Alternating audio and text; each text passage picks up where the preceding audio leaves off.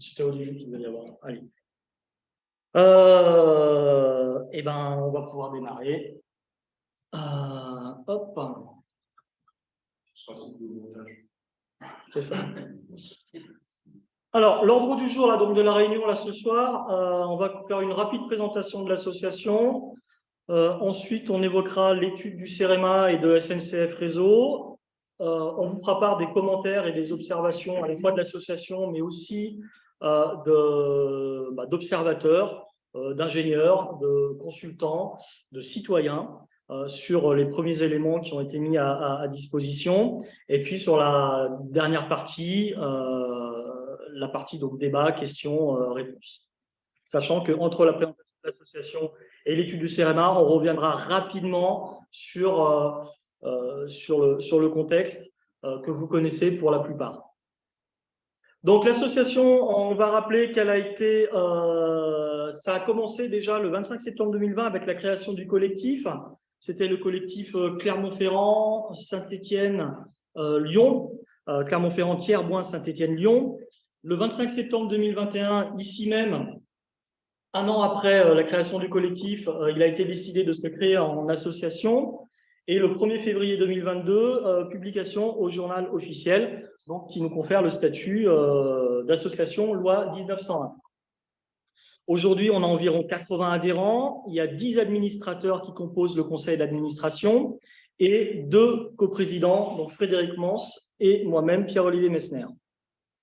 On rappelle rapidement, le 30 janvier 2021, la mobilisation à Boin-sur-Lignon, qui a permis, c'est cette mobilisation, mobilisation phare, qui a permis le déclenchement de l'étude et le vote d'un amendement qui s'en est suivi quelques semaines plus tard. Là, ici, le 23 février 2021, donc on a un vote à l'unanimité d'un amendement en assemblée plénière.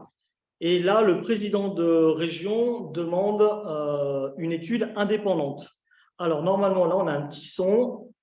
Moi, je ne l'entends pas. Est-ce que là... voilà, je monte le son. Voir, c'est faire une étude indépendante. Et ça, Monsieur Gamon, c'est très important. Il faut bien que l'étude soit faite par un organisme indépendant de SNCF Réseau pour qu'on ait toutes les garanties du résultat et que ça nous permette d'avoir une étude indépendante, objective, qui nous dise, écoutez, il faut tant pour rénover la ligne. Donc voilà, donc ça, c'est déclaration du président de région qui demande donc l'étude indépendante. Le 15 octobre, il a été interpellé. Voilà, le 15 octobre, il a de nouveau été interpellé sur cette étude. Deuxième élément, c'est que, et je l'ai toujours dit pour cette ligne, j'ai dit qu'on avait commandé une étude parce que je veux qu'on objective les coûts et qu'on le fasse de manière contradictoire sans être dépendant de SNCF Réseau qui, pour tuer son chat, dit qu'il a la rage. Frédéric s'est occupé de ça tout de suite, d'autant que lui-même n'est pas très loin de ce territoire. Et donc, l'étude a été lancée et on en aura les résultats. Le Frédéric, c'est pas moi, c'est Frédéric Aguilera. Voilà, vice-président mobilité de la région Auvergne-Rhône-Alpes. Donc là, on est le 15 octobre 2021. Le président de région réaffirme la nécessité d'avoir une étude indépendante. Ça a été répété 3 fois le 23 février. Ça a été répété une nouvelle fois en octobre 2021. On continue. Et là, le président de région, effectivement, il a indiqué en octobre, le 15 octobre 2021, que l'étude avait été lancée, ce qui est faux puisque l'étude a été lancée beaucoup plus tard. On va en reparler. Le 9 novembre 2021, sur les 300 000 € d'enveloppe alloués à cette étude, 296 500 € ont été consommés, ont été budgétés, on va dire. Le préfet donc, a confirmé le 25 juin 2021 son accord pour l'intégration au plan de relance Auvergne sur un financement prévu à 100% par la région. Et c'est là où la région a demandé à ce que SNCF Réseau soit le maître d'ouvrage avec une sous-traitance sur 2 volets de l'étude à des prestataires extérieurs. Le 21 mars 2022, c'est la présentation du cahier des charges donc, à l'hôtel de région à Clermont-Ferrand. Et là, ici, on vous a fait un petit diagramme qui est assez simple. Je vais vous le montrer là, ici, avec la souris. Ouais, voilà, très bien. Donc, pour vous montrer rapidement quels sont les différents intervenants, les intervenants principaux sur le sujet Bointière. Donc, on a la région Auvergne-Rhône-Alpes qui passe une commande à SNCF Réseau. SNCF Réseau, qui est une SA, société anonyme de la SNCF, donc qui est en charge de l'exploitation, la maintenance et de l'aménagement des infrastructures ferroviaires, et donc qui gère évidemment l'infrastructure ferroviaire. SNCF Réseau appartient à la SNCF, c'est l'une des 5 filiales de mémoire de la SNCF, et la SNCF qui appartient à l'État. Rappelons également que l'infrastructure appartient à l'État. On a aussi un autre acteur qui est le CEREMA, donc le CEREMA, qui est un établissement public et qui accompagne les collectivités territoriales et qui est en charge de l'étude sur le potentiel de fréquentation. Donc, c'est SNCF Réseau qui pilote l'étude et qui délègue la partie potentielle de fréquentation au CEREMA. Donc, voilà pour cette présentation rapide des différents acteurs. Fin septembre 2022, il y a eu les ateliers d'acteurs. Donc, c'est là où on a eu le premier retour synthétique partiel de l'étude, donc des 2 volets de l'étude, celle du CEREMA et celle de SNCF Réseau en charge du diagnostic technique de la voie et de la régénération. Nous, suite à ces ateliers d'acteurs, on a fait un communiqué, on a fait une conférence de presse et on a notamment exprimé le fait que l'étude faisait apparaître de graves manquements et était clairement orientée en défaveur de la réouverture de la liaison ferroviaire entre ces 2 métropoles. Et on rappelle que cette étude avait été voulue indépendante par le président de région, indépendante de SNCF Réseau, et là vous voyez bien que c'est SNCF Réseau qui pilote l'étude, d'accord? Donc là, on va vous faire part des commentaires et des observations, à la fois de l'association, mais à la fois aussi, comme je l'expliquais tout à l'heure, des observateurs, des ingénieurs, des citoyens, suite à ces premiers éléments qui nous ont été transmis. On a par exemple ce qui est vraiment saisissant, dans un premier temps, c'est le découpage de l'étude. C'est-à-dire qu'en fait, l'étude a été découpée en 1, 2, 3, 4, 5 zones. Et en fait, on a pu constater qu'il n'y avait aucune étude statistique dans la région qui procédait à cette manière de faire. On rappelle que c'est le découpage aussi de cette liaison entre Clermont-Ferrand et Saint-Étienne qui a généré la suspension de cette section entre Boin et Thiers. Donc, on rappelle aussi également que Boin n'est pas dans le périurbain stéphanois. Et là, ici, ça a permis à l'étude de dire que la ligne telle qu'elle est aujourd'hui, elle répond à la demande de transport. Mais Boin n'est pas dans le périurbain stéphanois. Moi, j'ai pu en discuter avec des ingénieurs. Le périurbain stéphanois, il s'arrête à quelques centaines de mètres, voire kilomètres, autour de Montbrison. On est bien d'accord. Donc là aussi, l'étude ce découpage, notamment côté Loire, est biaisé. On a ensuite les dynamiques territoriales. Là, très rapidement, on est sur des statistiques qui s'arrêtent en 2018.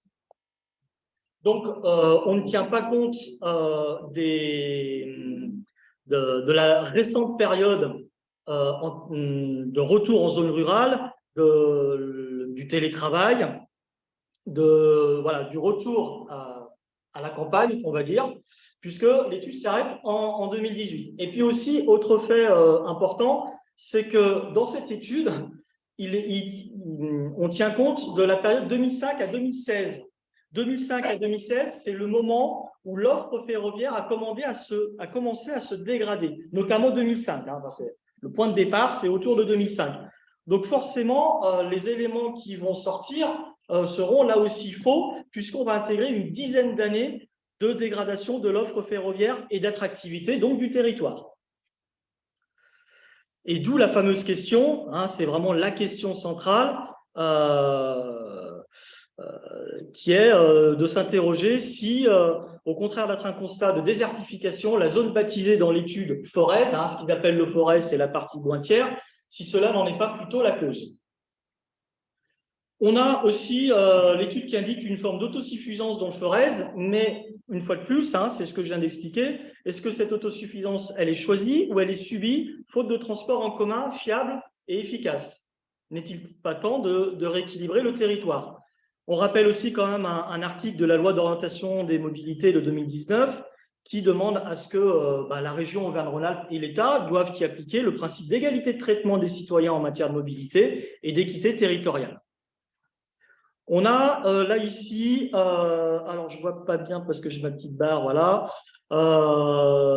ce slide là ici qui évoque l'offre. Donc là, sur tout ce qui nous a été présenté, les temps de parcours n'apparaissent pas, ce qui est quand même assez dommageable. Et il n'est pas évoqué les difficultés actuelles de l'offre existante, notamment en bus par Thiers et Boin. Rappelons quand même que le temps de parcours aujourd'hui en car direct, c'est 1h45 par l'autoroute, donc sans desserte fine de territoire. Mais par contre, dès que le car commence à faire des arrêts entre Thiers et Boin, là, de mémoire, pour l'avoir fait personnellement, je crois qu'on doit tourner autour de 2h45, 2h30, 2h45. On rappelle qu'il y a une étude en 2007 qui avait été faite qui pouvait montrer que le temps de parcours en train pouvait s'effectuer en 1h50 avec 6 arrêts intermédiaires. Donc là, on était presque sur une desserte fine des territoires. Je ne vais pas vous rappeler les gares principales qui sont entre Clermont et Thiers, entre Clermont et Saint-Étienne, mais on peut imaginer aussi une desserte, ce qu'on appelle omnibus, donc avec encore plus d'arrêts. Là, l'inconvénient, c'est que le temps de parcours est plus long, d'accord, mais par contre, on rentre vraiment dans la desserte fine du territoire. Là, ici, les différents articles et commentaires qu'on a pu trouver sur les réseaux sociaux, mais que l'on a pu faire aussi, avec notamment au point d'orgue le 3 mai 2022, un reportage sur TF1 où il est rappelé la galère des transports entre Boin et Thiers. De nombreux articles s'en sont fait l'écho en presse papier. On pense au Pays, on pense à la montagne, le progrès, enfin la liste est très très longue. Parmi d'autres commentaires, on a aussi le fait que de ne pas avoir un transport en commun unique, ça ne permet pas de développer l'offre. Et puis surtout rappeler que l'usage et que le service proposé par le bus n'est pas du tout le même qu'avec le train. Ça n'a rien à voir. Aujourd'hui, ce qui se passe, c'est que nos décideurs considèrent que le train comme le bus, ce sont des moyens de transport, ce qui est vrai d'un certain point de vue, mais le train, c'est l'aménagement du territoire. Le train, il est lié au territoire. Dans l'histoire de France, depuis la Troisième République, la plus grande opération d'aménagement du territoire, elle s'est faite avec le transport ferroviaire, avec le développement des infrastructures ferroviaires et portuaires. Et puis, on rappelle que, bien sûr, dans un train, on peut mettre, c'est beaucoup plus confortable, on peut mettre des objets encombrants, on n'est pas malade, bien sûr. Alors, on a eu beaucoup de gens qui nous rapportent le fait que prendre le bus entre Boin et Thiers, c'est très compliqué, on ne peut pas travailler à l'intérieur. Et puis, en 2019, il y a une étude qui indiquait que quand on basculait une offre ferroviaire sur du car, on perdait entre 25 et 51% de la clientèle. Par contre, inversement, quand on remet une offre ferroviaire, on arrive à capter 65% des voyageurs qui retournent sur le rail. Là, ici, on a les offres de mobilité. Là, on voit que les villes de Lezoux, Thiers, Châteauroux et Noirétable ont lancé des études pour mieux aménager les espaces urbains en prenant en considération les gares. La part du multimodal pris en considération dans ces études est prise en considération dans ces études. Ces aménagements faciliteront l'usage du train. Ça, c'est un sujet aussi qui est très important. Pour établir une liaison ferroviaire, il faut vraiment réfléchir sur l'intermodalité, sur comment on y arrive, comment on en repart. Si ça ne fonctionne pas, c'est très compliqué de mettre en place une colonne vertébrale des mobilités. Parmi d'autres commentaires, c'est que pour l'instant, il n'y a aucune projection sur les potentielles fonctions de nouvelles habitudes que l'on voit émerger depuis la période Covid. Ça, on en a parlé tout à l'heure. Le lycée forestier de Noirétable n'a pas été entendu. Et les professionnels du territoire, on ne sait pas s'ils ont tous été rencontrés. Et parmi un autre commentaire aussi, la nécessité de décarboner les transports. On y parle du fret parce qu'il y a une industrie forestière et métallurgique pardon, entre Saint-Étienne et Clermont-Ferrand. Aujourd'hui, ce sont des sujets dans le contexte actuel qui sont très stratégiques pour les décennies à venir. On a un visuel qui récapitule l'offre en termes de nombre de lignes de transport dans les monts du Forez. Donc, ce visuel est assez clair, mais il ne précise pas que ces dessertes sont déjà squelettiques et souvent n'existent qu'en semaine et calquées sur un service minimum. Donc, il ne reflète pas la réalité d'un désert en termes d'offres alternatives à la voiture. Et là, ici, alors là, très important, sur les flux, c'est-à-dire sur les fréquentations véhicules sur les axes qui sont parallèles à la liaison Thiers-Bois et par extension Clermont-Ferrand-Saint-Étienne. On sait qu'il y a une étude qui avait été faite aux assises de la mobilité du bassin de Thiers-Bois avec 2300 véhicules jour. Et puis, une autre question toute simple, très bête, mais de vraiment bon sens. Si aujourd'hui, on estime que le potentiel de trafic est si faible entre Clermont-Ferrand et Saint-Étienne, pourquoi alors avoir construit une autoroute? D'accord? Voilà.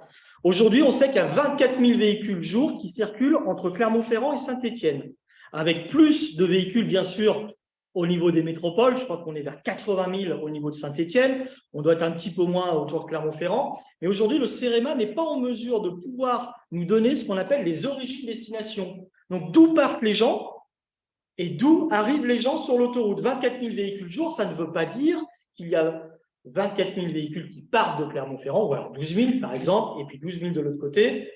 D'accord? Il y a des gens qui rentrent, qui sortent, etc. Aujourd'hui, on n'arrive pas à avoir ces chiffres. Le CEREMA n'est pas en mesure de pouvoir nous les fournir. Une autre observation d'un bon sens, hein, c'était vraiment le discours du collectif, c'était déjà de rappeler que cette liaison intermétropole, c'est la plus rapide et la plus courte entre Clermont-Ferrand et Saint-Étienne. Ce n'est pas celle par Vichy et Roanne, qui n'existe pas aujourd'hui d'ailleurs. D'accord? On a un autre commentaire aussi, on s'est permis de le mettre, que c'est une étude qui est très conformiste et qui est relativement, même complètement à côté du sujet. Le rétablissement de cette liaison ferrée entre ces deux métropoles de 150 km dans une même région, elle ne parle pas que d'absence de trafic potentiel au milieu de la ligne, ce qui est absurde, car à ce compte-là, et on va en parler dans le slide suivant, on pourrait fermer Bordeaux-Toulouse, on pourrait fermer Nice-Marseille ou Rouen-Le Havre. Mais vous allez voir dans le slide suivant quelque chose d'assez saisissant, que si on devait réaliser un travail similaire sur la ligne entre Clermont-Ferrand et Lyon, qui passe par Vichy, Saint-Germain-des-Fossés et Roanne, faudrait-il que la liaison Vichy, alors SGDF, c'est Saint-Germain-des-Fossés, Roanne, est-ce qu'il ne faudrait pas aussi du coup la mettre sur car? D'accord? Puisqu'on est aussi sur une section centrale. Par exemple, sur la liaison Lyon-Genève, on pourrait aussi mettre sur route Amberieu-Bellegarde. Et on peut faire ça sur plein de lignes. Sur toute liaison ferroviaire, notamment intermétropole, on a des zones, on a ce que l'on appelle des sections faibles, d'accord, des zones de moindre densité, c'est le cas ici, et pourtant il y a des trains qui roulent, d'accord, pour les raisons que l'on a pu évoquer. Aujourd'hui, cette étude, les 4 points majeurs que l'on a pu relever, c'est qu'il n'y a aucune vision prospective sur l'évolution, vision et prospective, pardon, sur l'évolution de la population, sur les emplois et les dynamiques territoriales. Il n'y a aucune analyse des atouts de territoire et du potentiel de développement indéniable, aucune perspective aussi, ça c'est très important parce que ça revient très souvent, sur la dynamique des résidences secondaires dans le secteur. Il n'y a aucune mention sur les atouts du territoire, Petite Ville de demain, Cœur de Ville, tous ces programmes qui sont initiés par l'État. Et puis sur quelque chose qui est très très important, c'est la part modale du train et du car. Il n'y a aucun élément sur l'attractivité du mode fer par rapport au car. On en a parlé tout à l'heure par rapport au fait de basculer du ferroviaire sur le car et la perte d'attractivité des usagers. Mais aussi, le gros problème qu'il y a aujourd'hui, c'est qu'il y a ce qu'on appelle une rupture de charge à Thiers et à Boin. Une rupture de charge, c'est-à-dire que le train, il arrive à Thiers, il arrive à Boin, on descend du train et il faut reprendre un bus. D'accord? Ça, le lundi matin, quand vous prenez un train à Montbrison, vous prenez un bus, vous arrivez à Noir-Étable ou à Thiers, je crois, 3 heures plus tard.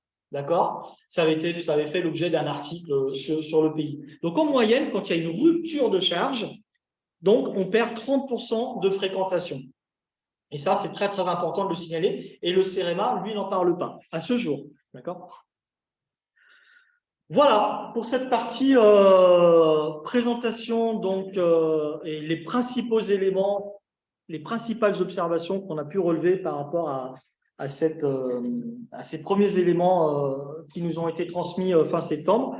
Du coup, eh ben, on peut, je ne sais pas combien de temps j'ai... C'est pas mal, c'est bien? Pardon? Combien? 20 minutes. 20 minutes? Pas mal. Bravo.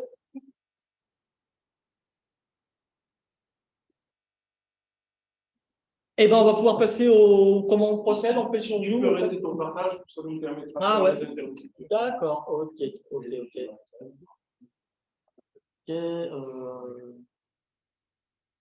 Je crois que j'ai arrêté là, le partage là, non? Ah non. Là, je suis encore là. Excusez-nous, on débute en technique. Je peux supprimer. Ouais, je supprime moi. Ouais, ouais. C'est bon? Ouais, là, c'est- Ok, il m'a supprimé. Ah oui, arrêtez le partage. Ah, c'est bon. Bon, eh ben, est-ce que Karine, tu as des questions? Ouais. Non, non, non. Donc, sur une question,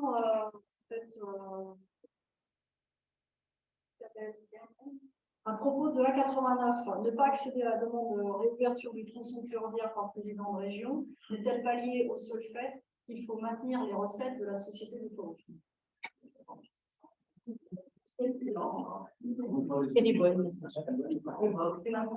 Est-ce qu'on peut dire que la réponse est dans la question? Peut-être, hein, comme on dit. Voilà. Ce que je peux Oui. préciser par rapport à ça, c'est que à partir du moment en fait, où il y a des flux de circulation sur un axe, ça veut dire qu'à un moment, il y a possibilité de capter une partie effectivement des gens qui circulent sur cet axe, qui peuvent être déviés et du moins avoir une attractivité par rapport au train. Donc là, c'est vrai que c'est hyper important d'avoir en fait une connaissance de la quantité de véhicules qui circulent ou de personnes qui circulent, puisqu'il n'y a pas que l'autoroute, il y a aussi le covoiturage, différentes fonctions qui sont mises en place sur les monts du Forez, puisque les monts du Forez, et c'est exactement dans ces termes-là que dans toutes les études que l'on peut voir, c'est comme ça que c'est nommé en fait, hein, en aucun cas ils vont faire. Hein. Et donc là, voilà, c'est tout l'intérêt de l'importance, c'est l'importance de connaître ce chiffrage. Oui, Oui, Monsieur Barthelin. je voudrais faire une remarque. J'apprécie, Pierre-Olivier, que rajouter dans le premier slide, c'était liaison entre trois métropoles, j'ai voulu qu'on rajoute, donc confrontation de la vitalité de deux espaces ruraux, Montagne Ternoise et Mont du Forêt. J'ai beaucoup Pour rappeler les territoires, effectivement. Et alors, ce que je voudrais dire, c'est que notre association, elle mène un double combat. Le premier combat, c'est le combat contre pour le maintien des services publics, qui sont une démarche de partage républicain pour faire vivre tous les espaces, quels qu'ils soient, sur tous les besoins, et combat contre la financiarisation quelque part, quoi, la rentabilité. Parce que tu l'as dit tout à l'heure, Karine, tu as parlé de la rentabilité de l'autoroute, etc. On voit bien qu'on est dans un système qui de plus en plus va vers une démarche de rentabilité, etc., de services publics qui deviennent plus des services publics, qui sont au service du business à la con. C'est tout. Et ça devient complètement insupportable. Et par ailleurs, moi, c'est ce que je dis aussi, c'est qu'on oublie la ruralité, et pourtant la ruralité, c'est là que se produit la vraie richesse, qui nourrit le corps, ce qui élève le cœur et l'esprit, et les espaces urbains, ben c'est bien qu'ils soient reliés par le ferroviaire à la ruralité, et ils ont besoin de cette richesse que produit la ruralité. Donc, il y a un gros travail à faire. À mon avis, la démarche de notre association, elle est beaucoup plus large que ce combat pour établir donc le lien entre Bouin et tiers. Ce qui est un combat, c'est d'ailleurs complètement ridicule parce que en termes de coût de fonctionnement, il y a deux cul-de-sac, il y a deux équipages, il y a deux trains, Alors que le même train, le même équipage ferait 48 km de plus, respecterait Montagne-Carnoise et Mont-du-Forêt, ça coûterait beaucoup moins cher. C'est n'importe quoi. Donc, ils sont prêts à tout, hein, ceux qui sont soumis à cette logique de business à la con. Voilà. Donc, il faut qu'on continue notre combat et il y aura sûrement d'autres combats à mener plus tard au niveau service public des marges de partage républicain. Bon. Très bien. Merci beaucoup, Jean. Je crois qu'il y a une autre question. Une question là ici, oui. Oui, justement, actuellement, compte tenu de ce que le public veut, il souhaite d'une part la qualité de vie, il souhaite la proximité, il souhaite la décarbonisation, il souhaite un certain nombre de choses qui vont dans ce sens-là. Donc aujourd'hui, tout argument contre le projet, il va complètement à l'encontre de ce que les gens veulent. Bien sûr. Alors, donc, Aujourd'hui, il y a. la chose est faite, d'autant plus que il y a des modes de fonctionnement assez simples, puisque vous avez clairement, on peut le voir encore aujourd'hui, dans le musée de Michelin, il y a une Michelin. On peut très bien imaginer quelque chose de similaire, parce qu'on a Alstom, il y en a, comment s'appelle l'autre Canadien qui a été racheté. Bombardier. Bombardier, qui a été racheté. Bon, qui savent très bien s'adapter et fabriquer quelque chose adaptable pour un cas particulier. D'une part, d'autre part, Carole, la présidente donc, de Perpignan, Occitanie. eh bien, elle, avec l'hydrogène, et nous trouver un moyen qui est assez intéressant, puisque aujourd'hui on va vers ce genre de décarbonisation. Il faut attention parce que là, souvent, quand on parle d'hydrogène, on parle souvent que ça coûte très cher en fabrication, en courant électrique et des choses comme ça. C'est complètement faux, puisqu'on sait faire autre chose que la libéralisation de l'eau pour faire de l'hydrogène. Aujourd'hui, on a beaucoup de choses qui ont arrivé et on a des entreprises très puissantes dans la région Rhône-Alpes-Auvergne, notamment McPhy, qui est très pointu dans le domaine de la libéralisation de l'eau, dans les questions d'hydrogène, la pile à combustible, et également quelque chose de très pertinent, ce qu'aujourd'hui est exploité notamment par les Japonais, c'est les pastilles chargées en hydrogène et qu'on peut transporter dans ses poches, pas de problème, et nous les utiliser chez soi, dans la voiture, dans le vélo, etc., des choses comme ça. C'est eux qui sont à l'origine de cette affaire-là. D'ailleurs, les Japonais ont développé un système de cassettes. Donc, il y a des cassettes d'hydrogène chargées. Et quand elle est vide, eh bien, vous allez dans une station-service, vous la rendez la vide, vous allez acheter une neuve, chargée, vous repartez. C'est encore plus rapide que mettre l'essence ou mettre du gasoil. Alors là, effectivement, là, on sait faire des choses. Là, ce que vous indiquez, effectivement, on est sur le type de combustible.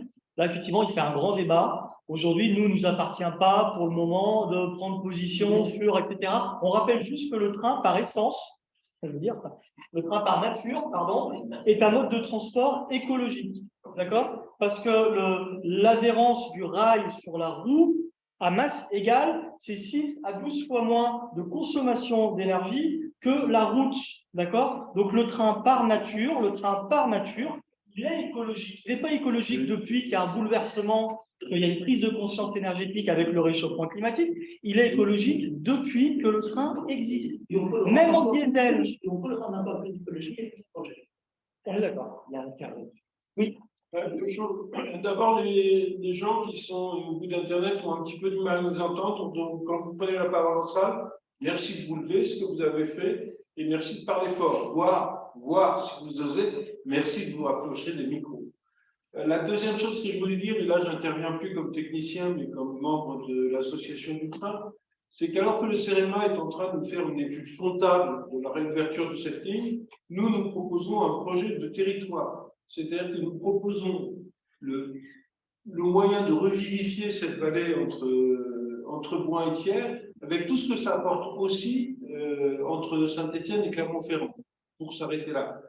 C'est assez significatif que finalement, le CEREMA analyse cette ligne-là comme 2 zones périurbaines inutiles à interconnecter. Et si je devais passer une seule idée ce soir, ce serait de dire non, aujourd'hui, cette vallée-là, elle a une très grande importance. Elle a une très grande importance parce qu'elle a de l'activité forestière. Elle a une très grande importance parce qu'elle a de l'activité de métal, qu'en ce moment, on sait qu'on a des problèmes environnementaux, on sait qu'on a des problèmes énergétiques et que le bois est une source d'énergie renouvelable, rappelons-le. Et donc, il me semble que la préoccupation que nous devons avoir, c'est comment persuader autour de nous et comment persuader les autorités qu'on n'est pas du tout en train de faire un projet de comptable, mais qu'on est bien en train de faire un projet de territoire. Et de ce point de vue-là, Loire-Étable est particulièrement bien placé, puisque c'est une très belle ville qui est isolée de tout à cause de cette connerie de coupe de ligne. Connerie, c'est un terme technique. Merci Olivier. Il y a une personne qui nous a demandé sur le chat, est-ce que vous pouvez rappeler votre nom, prénom éventuellement, une personne qui voulait savoir qui vous étiez, voilà, si ça ne vous embête pas. Hein. Adrien, et je crois que Vous êtes citoyen. Vous citoyen, hein, mais voilà, d'accord. Qui vote, d'accord, très bien, ok, ça marche, merci. Oui, eh ben, allons-y. Robert Rogef, je suis adjoint à Boin. Je suis un fervent défenseur de l'association et de ce projet, d'autant plus que c'est moi qui ai animé la bagarre pour réouvrir le tronçon Montbrison-Boin. Donc, au-delà de tout ce qui est dit et tout ce qui a été rapporté, moi je ne vais pas pouvoir rester très longtemps, donc je vais essayer d'être synthétique. Ça me rajeunit de quelques années, d'accord, parce que c'est exactement la même logique qu'employait SNCF Réseau à l'époque, d'accord. Alors nous, c'était encore un peu plus vicieux. Dans le jargon des politiques, dans un mandat, ils appellent ça un plan de mandat avec État-région. Respectivement, ils prennent des engagements entre eux et ils mettent des sommes d'argent. Donc à la base de toutes les études qu'il y a sur le réseau secondaire, sur la région Auvergne-Rhône-Alpes, il y a un plan de mandat et région qui disait que si on veut rénover toutes les lignes secondaires, il faut beaucoup d'argent. Donc il y a des priorités qui sont faites. Donc à l'époque, c'était le même débat, on disant c'est pas possible, c'est trop cher, il n'y a pas assez, de voyageurs et tout. Et c'est ce que vous avez commenté fort bien d'ailleurs, et ce qui ressort de façon éhontée et malhonnête sur le plan intellectuel, parce que, comme vous l'avez rappelé, le service, je dirais, public s'est dégradé. On peut le dire volontairement, hein, de par les circonstances, parce qu'il n'y a encore pas si longtemps, hein, une vingtaine d'années.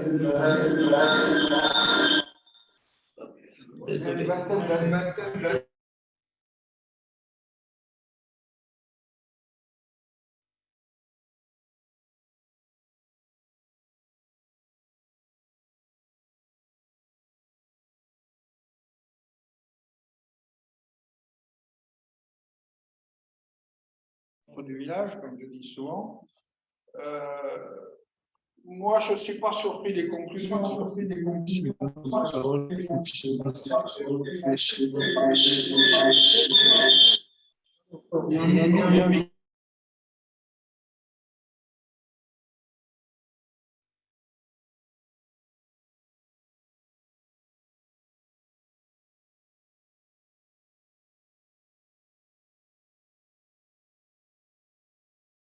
L'exploitant déguisé à travers ses filiales, on l'appelle comme on veut, il soit favorable à une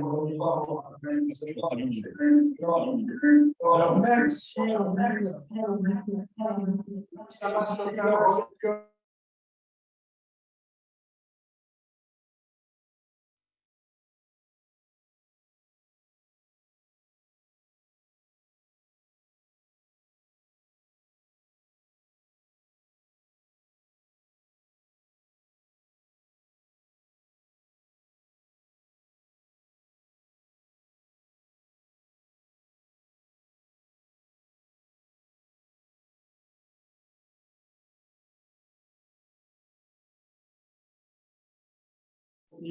Vous avez tous les arguments pour dynamiser le territoire.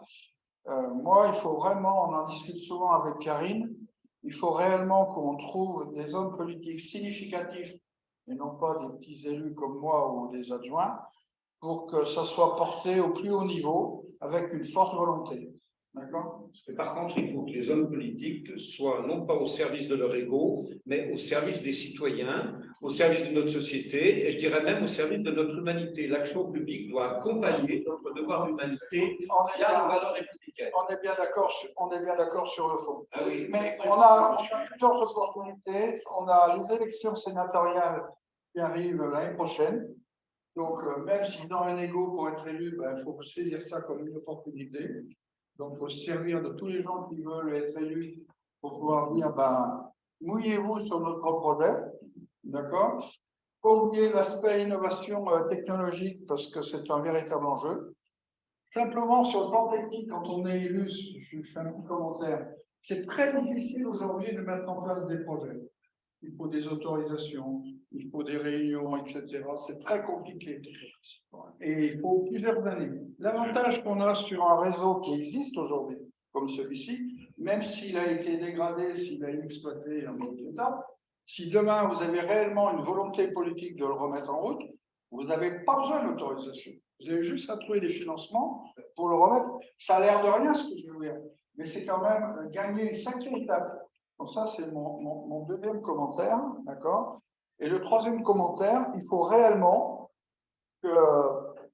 montrer aux hommes politiques qui gèrent les budgets de la région que sur un projet comme celui-ci, il faut le découper, comme vous l'avez dit, j'ai perdu votre prénom, c'est Olivier, sur l'aspect du projet de territoire. Et un projet de territoire, ça ne se finance pas uniquement avec les budgets de mobilité de la SNCF, ça peut se financer avec d'autres enjeux, la transition énergétique, le financement de la mobilité. Chaque fois, ce sont des queues de budget qu'on va chercher. Et là, il faut que vous ayez un vrai chef de projet et non pas une antenne de la région à travers un cabinet de consulting qui n'a pas vocation à faire ça. Donc moi, c'est réellement ce que je vous suggère de mettre en place dans les mois qui viennent, parce que, à mon avis, il y aura des opportunités. Donc, pensez projet et financement transversal, parce qu'on trouve toujours des gens qui ont ou des financements ou des idées pour les mettre en place. Alors, c'est difficile comme exercice, mais sans ce schéma, sérieusement, je ne vois pas d'issue favorable, parce qu'on ne pèse rien. Les arguments que vous avancez, même s'ils sont très recevables et très pertinents, ça fait, excusez-moi, ça intéresse personne. Quand on leur dit qu'il y a un grand besoin, ils nous sortent des statistiques, comme vous l'avez rappelé, qui ne servent à rien, parce que le service s'est dégradé. Tous les chiffres au niveau de l'Europe montrent que la mobilité proche des grandes agglomérations, et Saint-Étienne et Clermont le sont. Si on met des vacations, imaginons toutes les demi-heures, toutes les heures, tous les gens de Boin, Nord-Étable, vont changer leurs habitudes. Quand vous savez qu'à 10 heures, vous avez un train qui passe, à 11 heures, si vous l'avez raté, il y en a un autre, ça marche. Ça a toujours marché, quoi. Comme le service a été dégradé, aujourd'hui, ben, vous voyez bien qu'il n'y a pas de demande. Eh non, c'est l'inverse. Alors, la seule chance qui se produit, c'est qu'aujourd'hui, on est en train de taper sur l'automobile, quelle que soit l'opinion qu'on ait sur le sujet. Donc, ça peut être un véritable atout. Et je rappelle simplement qu'au niveau de l'impact CO2, le train, par rapport à la voiture thermique, c'est 7, par personne transportée par kilomètre, c'est 7,5 fois moins. D'accord? Donc, par les temps plus courts, même si ce n'était pas un argument il y a encore 2 ans, aujourd'hui, ça en devient un.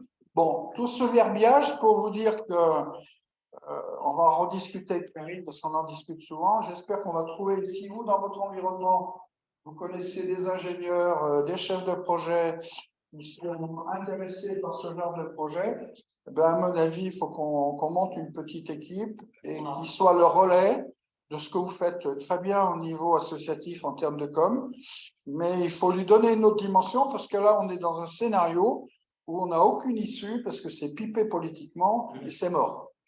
Je suis désolé, je suis un peu vulgaire comme garçon. C'est très bien. Des projets, mais il faut que ce soit aussi en fonction des besoins, non seulement du territoire, mais du respect des autres territoires. Je me suis battu depuis 2014 avec des gens du Saint-Étienne pour démarrer la fibre optique. Quand on expliquait à Paris que la fibre optique, on voulait la mettre dans le monde rural, les gens nous ont dit, vous êtes complètement barges. Hein. Parce que le modèle économique des opérateurs de téléphone à l'époque, c'était les grandes agglomérations, parce que c'est à coup de centaines de milliers d'habitants, de millions d'habitants pour les grandes villes françaises, et ils calculent, ils disent 25%, voilà, ça me fait tant. Et là, quand vous leur dites, le territoire de la Loire, c'est 200 000 habitants répartis sur 300 communes, pas un opérateur veut venir. Donc, il y a un intérêt à créer un service public, d'accord? Et ce service public, quand on l'a créé en termes de collectivité, les mecs nous ont dit, ça ne marchera pas. Comme la pub de Renault, vous savez, à la télé, ça ne marchera pas. Et effectivement, il faut se battre contre l'ARCEP, il faut se battre contre plein de gens. Et à la fin, à la sortie, quand vous montrez, comme vous allez le faire, que ça marche, les gens disent, ah, vous aviez raison. Mais c'est 6 ans où il faut des gens qui aient peur de rien, qui ne se découragent pas, etc. Et le fait que vous soyez très structuré, moi, je pense que c'est un socle très fort. Il faut simplement qu'on trouve, parce que je fais partie de l'association, modestement, il faut qu'on trouve des relais forts politiquement pour qu'on ait des gens qui pèsent. Alors, sérieusement, moi, je suis côté Loire. Là, le côté Loire, les mecs, ils sont en train de s'essouffler, quoi. Ils ont le céphalo plat. Je crois plus aujourd'hui aux côtés des élus côté 63. Voilà, je ne sais pas pourquoi, mais Aujourd'hui, la clé, elle est quand même en grande partie côté 60. Exactement, Ouais. voilà. Il y a un inversement. Il y a eu un inversement sur ce phénomène. Donc là, on a un vrai problème je dirais, de jonction pour faire le joint des hommes politiques entre la Loire et le Puy-de-Dôme. Pour l'instant, moi, je n'ai pas la clé, donc, mais je suis à disposition de tout le monde pour aborder. Merci. S'il vous plaît, juste pour rebondir par rapport à Robert Rogef, et je remercie d'être présent ce soir. Juste une précision, au sein de l'association, il existe 2 collèges qui ne sont pas actifs aujourd'hui. Il y a un collège de citoyens, d'usagers, et il y a un collège d'élus. Donc, effectivement, ce soir, on est là aussi pour un peu définir les actions ou les orientations qu'il faut qu'on prenne. Et il est peut-être effectivement que le moment soit là pour que le collège d'élus prenne forme, sachant qu'on est soutenu par de nombreux élus, que ça soit des 2 côtés, et comme on le précise, de tous bords politiques, puisque c'est d'abord un projet de territoire pour les citoyens et non un projet clivant comme souvent c'est dit. Non, c'est vraiment un projet transpartisan. Et notamment, je vais préciser quelque chose. Donc, mardi, nous sommes montés au Sénat. Nous avons vu Monsieur Laëlec. Et il nous a, en fait, qui a été également vice-président au transport de la région Bretagne. Et c'est vrai que la bataille du chemin de fer, c'est une bataille de longue haleine et sur laquelle il faut vraiment en fait rester déterminé et obstiné. On a la chance de tous l'être. Vous êtes là ce soir, ça nous rassure. Vous êtes sur en fait, chez vous tranquillement installés. Et c'est très bien, merci beaucoup. D'accord, voilà, nous on est 50 personnes. Et donc là, en fait, il nous a expliqué quelque chose de particulier. Alors, en dehors du fait qu'il est prêt à venir ici pour en fait présenter ce qu'il a pu faire, ses batailles, comment il a procédé aussi en Bretagne. Donc là, il y a peut-être quelque chose à faire en l'invitant ici, à voir comment. Et l'autre chose, c'est qu'il nous expliquait que en Bretagne, sur 15 ans, il a multiplié l'offre par 2. Et en multipliant l'offre par 2, ça lui a permis de baisser en fait les subventions. C'est-à-dire qu'en fait, à la fois, ils ont fait des économies, c'est-à-dire ils ont multiplié l'offre pour les habitants par 2 et ça leur a permis de faire 49% d'économies en termes de subventions. Donc ça, j'espère que c'est un message qui est quand même important. Alors certes, on n'est pas dans du mandat électoral parce que c'est sur 15 ans, mais on sait sur du vrai projet en fait, de développement et du projet dynamisant pour l'ensemble d'un territoire. Je peux simplement rajouter que j'ai discuté souvent avec Julien Degout, le maire de Loire-Bretagne, puisque en fait, sur le territoire de la Loire, Gouin et Loire-Bretagne sont 2 villes fléchées petites villes de demain. Alors, sans rentrer dans les détails, Petite Ville de demain, c'est géré par l'Agence nationale de la cohésion des territoires, donc c'est directement le ministère. La vocation de ce genre de structure, c'est de dire comment on fait pour dynamiser en particulier les petites villes ou les cœurs de ville, etc. Voilà. Donc, on prépare ce qu'on appelle des fiches actions. Alors, c'est pour faire un détail pour faire tout de suite. Et là, je pense, les discussions qu'on a avec Julien, parce que Julien, il est comme moi, on a cet enjeu local. Cet enjeu local, il ne sera pas porté par les gens de Montbrison, par les gens de Saint-Étienne, tout le monde l'a bien compris, d'accord? Par contre, si on se retourne vers les gens qui gèrent l'Agence nationale de cohésion du territoire, quand on va leur dire, si vous voulez remplir vos objectifs de dynamiser le monde rural, ben voilà, vous avez un endroit sur un projet de réhabilitation de lignes ferroviaires entre deux métropoles, Saint-Étienne et Clermont-Ferrand. Vous avez deux petites villes, cœur de ville, une petite ville de demain, qui sont là, prêtes, mobilisées à réhabiliter et à faire vivre votre territoire. Donc, c'est une autre issue supplémentaire. Voilà. Juste avant de vous laisser la parole, je vais juste rappeler aussi quelque chose qui est très important, c'est que le sujet, c'est bien la réouverture de la liaison ferroviaire entre Clermont-Ferrand et Saint-Étienne. Surtout, je vais rappeler en préambule, ne nous laissons pas enfermer dans la réouverture de Thiers-Bourrin. C'est Clermont-Ferrand-Saint-Étienne et même une porte d'accès sur Lyon via Saint-Étienne, d'accord, par Thiers et Bourrin. Ok, donc ça, c'est très, très important parce que le chiffre qui va être annoncé, ça ne sera pas le même chiffre de 2016. Mais quand on met quand on le met sur la liaison des 150 km de Clermont et Saint-Étienne, la perspective n'est plus du tout la même, d'accord? Même si c'est un montant à 3 chiffres, c'est plus la même chose, d'accord? Comment? C'est plus dur à financer. Oui, mais il y a Parce que financer 200 millions, c'est pas pareil. Clermont-Ferrand, Saint-Étienne. Moi, je reliais Attendez. le vœu que j'avais fait voter, c'était bien continuité ferroviaire entre Saint-Étienne et Clermont-Ferrand, ce qui supposait de boucher le trou, un trou idiot d'ailleurs, entre Bourrin et Thiers. On est bien d'accord. Et il a été voté à l'unanimité, même si certains élus, quand je leur ai demandé, ont dit mais c'est une question de rentabilité. Mais je dis arrêtez vos conneries. Le service public n'est pas au service de la rentabilité, il est au service du partage républicain d'un bien commun. Merci. Voilà. Je voulais tout simplement vous signaler qu'il y a un exemple qui peut être très utile en réflexion. C'est un tronçon de ligne qui va de Strasbourg à Metz que j'ai utilisé. Et comme il fonctionnait très très bien, je me suis permis de poser des questions. A priori, ce serait une sorte d'association. La gestion de ça, il fonctionne, c'est merveilleux. Non seulement ils font omnibus, parce qu'ils font vraiment du service, et extrêmement pointu avec du nombre de personnes, nombre de passagers, et un fonctionnement, a priori, ça donne beaucoup de résultats. Donc, c'est toujours, quand on a un exemple quelque part, pas la peine de réinventer des choses, il faut utiliser ce qu'ils doivent faire. On a un modèle, vous voulez intervenir, Karine? C'est juste, c'était pour dire ce que les gens disent sur. Ah oui, bah, si tu veux faire quelques éventuellement. Donc, ouais, je me rapproche ça. Michel Cagnot dit bonsoir à tous. Seule la liaison Clermont-Saint-Étienne dans son intégralité a du sens. La dynamique des deux métropoles encadrantes permet de tirer vers le développement des zones faibles, un projet territorial par un repeuplement des zones dites faibles autour des gares dans un rayon de 2 à 3 km, voire les améliorations possibles en termes de vitesse autorisée pour obtenir le meilleur temps de parcours entre les deux métropoles.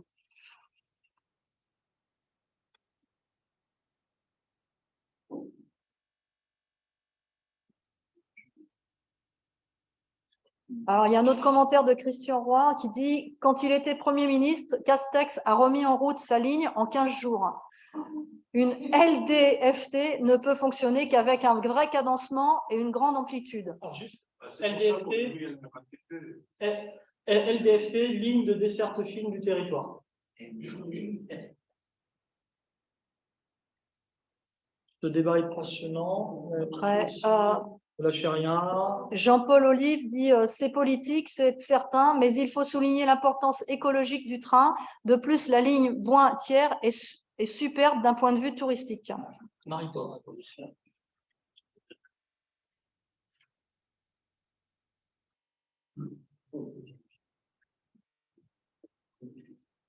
Donc, pareil, oui, il me semble qu'il faut aider la mobilité des Clermontois vers le 42 et le 69 par le train.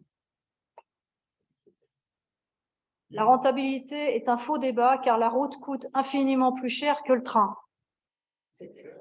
Aujourd'hui, nous, merci Karine pour ces quelques commentaires. Aujourd'hui, la stratégie, une des stratégies, c'est de vouloir relier ces deux bassins de mobilité qu'on a côté Loire et et côté Puy-de-Dôme, pour en créer un troisième qui serait vraiment multiplicateur de richesse et d'échanges. D'accord? Donc, avec ce troisième territoire, on va créer des opportunités supplémentaires et du coup, il y a une véritable synergie qui peut se mettre en place. Donc, c'est ça aussi qui est très, très important. Maintenant aussi, il y a, pour aller dans le sens de M. Rogef et par rapport à l'étude, aujourd'hui, en France, alors en France, peut-être dans d'autres pays, hein, je ne connais pas exactement ce qui se passe ailleurs, mais on est très, très bon pour faire des études. Études contre études, ça peut durer des années, parfois même des dizaines d'années. Si bien qu'au final, on en arrive à un montant d'études supérieur au montant de la régénération. Il faut quand même bien savoir une chose, c'est que l'objectif, c'est de faire tourner une boucle économique sans faire de travaux. S'il vous plaît. S'il vous plaît. Merci. L'objectif, c'est de faire tourner une boucle économique sans faire de travaux. C'est un mode de fonctionnement qui consiste à utiliser les fonds publics et du coup, ça fait vivre un écosystème, ça fait tourner un écosystème. Ça, c'est la réalité. D'accord? Ça, voilà, je vais rappeler un petit peu vos propos. C'est comme ça que ça se passe. La technocratie, l'écosystème en question. Et aujourd'hui, il se passe aussi que le système il est verrouillé pour que ce soit SNCF Réseau qui fasse les études. Mais comment voulez-vous que le propriétaire de l'infrastructure, qui en 2016 ou depuis 2005 ne voulait plus de cette section entre Boin et Thiers, aujourd'hui on lui demande un devis. Je ne suis pas sûr qu'aujourd'hui il soit dans une dynamique différente. Voilà, et il n'est pas indépendant, bien sûr. D'accord? On demande au propriétaire de l'infrastructure, gestionnaire, de faire un devis. S'il est pour, il fera quelque chose d'intéressant. S'il est contre, le tarif ne sera pas le même.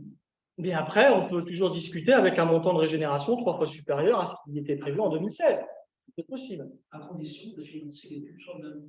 Parce que bien sûr. Le principe d'un bureau d'études, c'est de fournir une étude qui répond à l'intérêt des utilisateurs. Bien sûr.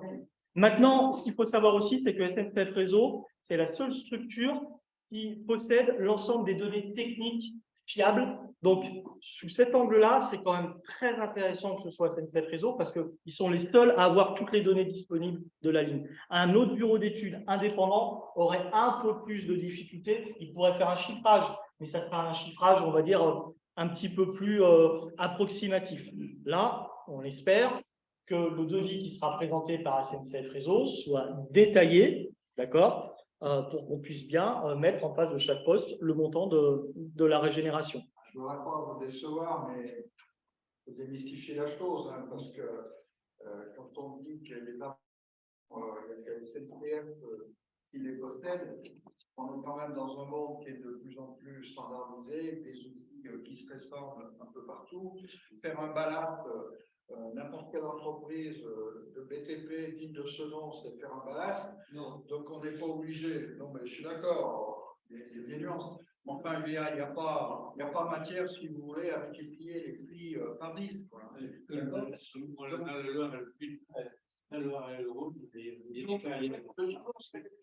les arguments qui confrontent les analyses, c'est toujours la même logique. En fait, ce qu'il faut, c'est mettre en place un projet. Il faut trouver des gens qui vont porter votre projet, y compris, c'est pour ça que je ne suis plus nuancé que vous, autant que le principe qui dit d'avoir un projet cet et tel qu'avant, c'est le vrai concept, c'est celui qui peut faire porter le projet au plus haut niveau, mais ça me paraît surréaliste par rapport à des décisions politiques où vous êtes obligé de faire des choix répartis un peu sur tout le territoire parce qu'on ne peut pas mettre que 200 millions entre Saint-Étienne et Clermont-Ferrand, vous êtes d'accord? Sauf événement exceptionnel. Mais bon, là, je pense que c'est du niveau lourd, mais c'est pas ailleurs. Par contre, l'Ermitage peut-être, non? Avec des gens qui viennent avec des idées pour les tester sur ce tronçon, à mon avis, vous avez plus de chances de trouver ce genre d'opérateurs, voire de constructeurs. Vous avez fait référence tout à l'heure, d'accord, pour tester sur des choses où il n'y aura pas beaucoup d'efforts à faire sur l'infrastructure. Je suis désolé, c'est un peu technique, mais c'est pour ça que j'insiste beaucoup pour que dans les groupes, il y ait des gens qui viennent avec ces savoir-faire techniques pour se doter ces offres, sortis du CRMA, sortis de la SNCF Réseau, et c'est offre des gens qui sont à même de défendre des enjeux locaux. Et pour les traverses, et pour le travail, on a Très bien. Merci beaucoup, monsieur Roger. On va laisser la parole au monsieur qui est tout au fond. Voilà, vous levez, éventuellement vous rapprocher. Vous lui laissez vous rapprocher pour le micro, s'il vous plaît. Ouais, s'il vous plaît. On parle beaucoup d'investissement, et puis on parle de la loi, mais ce qui serait intéressant, c'est d'avoir quand même le fonctionnement. Comment va fonctionner cette ligne quand elle va être faite? Au niveau de. Oui, c'est un élément quand même très important et qui peut être favorable d'ailleurs. Aujourd'hui, on sait que. Alors, merci pour votre remarque. On a fait une étude de cas il y a quelques mois sur une ligne qui est quasiment équivalente à celle de Clermont-Ferrand-Saint-Étienne. C'est en Allemagne, c'est entre Schweinfurt et Erfurt en Allemagne. On a 150 km environ, on a une zone montagneuse au milieu, on a une autoroute, c'est quasiment la même chose. On a un cadencement aux 2 heures, 1h50 le temps de parcours. On a de la desserte gare entre ces deux villes. Et là, on en revient à l'étude de 2007 dont on a beaucoup pu parler, où il avait été proposé une desserte cadencée avec 3 rames, d'accord, cadencée aux 2 heures, entre 6 heures et 22 heures, et 8 allers-retours par jour. On en revient exactement à la même chose. Maintenant, tout ça, ça fonctionne à une seule condition. C'est ce que a pu nous rappeler un chercheur de l'université de Clermont-Ferrand, mais on a pu en discuter aussi avec d'autres observateurs. Ça fonctionne s'il y a une véritable intermodalité. D'accord? Intermodalité tarifaire, c'est mieux, et intermodalité en termes d'horaire, tout simplement. C'est-à-dire qu'il ne faut pas que les solutions de rabattement pour le bus partent 5 minutes avant l'arrivée du train dans la noire étape pour aller à Saint-Just. Ça ne fonctionnera pas. D'accord. Et aujourd'hui, on voit bien que l'offre, elle est quand même assez disparate. Il y a plusieurs opérateurs, il y a plusieurs grilles tarifaires. Et ça, c'est vraiment quelque chose sur lequel il faut travailler. Il faut qu'il y ait une cohésion tarifaire et horaire. L'intermodalité, c'est vraiment l'élément central pour la réussite, pour le développement et voilà, la mise en place de cette liaison ferroviaire. Faire du train pour du train, ça ne fonctionnera pas. Le train, c'est les territoires, c'est l'intermodalité. Et ça, c'est très important. Il y avait un monsieur là-bas, au fond. Oui. Je vous laisse vous avancer un petit peu, s'il vous plaît, pour qu'on puisse vous entendre, que les gens qui sont en ligne puissent vous entendre. Ouais. La première dans l'étude qui a été faite par cette boîte privée, c'est REMA. Alors, public. L'étude publique, après, c'est pas une enquête. Et Il faudrait soit parler plus fort, soit vous rapprocher. vous avancez encore un petit peu, s'il vous plaît. N'hésitez pas, parce qu'en fait, les micros micro, sont les gens. Voilà. C'est pour ça que du coup, à chaque fois, on se rapproche. C'est que, tout à l'heure, on parlait des autoroutes, et la société d'autoroute n'est pas capable de fournir le nombre de véhicules, il y a des soucis à se faire quand même. Voilà, ça c'est une chose. Dans ma deuxième observation, on a parlé du potentiel de fréquentation. Moi, j'ai électrifié la ligne Paris-Persan-Beauvais il n'y a pas si longtemps. Et à l'époque, le directeur de Paris-Nord, je lui ai dit qu'il faudrait des liaisons directes entre Beauvais et Paris. Il n'y en avait pas. On m'a dit il n'y a personne. Évidemment, il n'y a pas de train. Non, mais ce que je dis, c'est con, mais c'est vrai. Non, mais c'est vrai. Voilà. C'est un peu le discours qu'on entend ici aussi. Voilà. Enfin, de manière sous-jacente. Après, il y a des trucs qui ne vont pas vous.